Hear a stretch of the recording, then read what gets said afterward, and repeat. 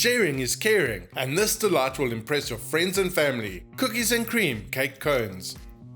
Microwave your cream for 50 seconds, then break up a slab of Cadbury Dream white chocolate into pieces and stir into the cream. Refrigerate till you need it for the frosting. Open 2 packets of Oreo original cookies, crush them with a rolling pin and set aside. For the sponge, microwave Cadbury Dream and butter for 15 to 20 seconds till melted. Combine your eggs, warm water and vanilla cake mix. Then fold half your crushed Oreos into the mixture.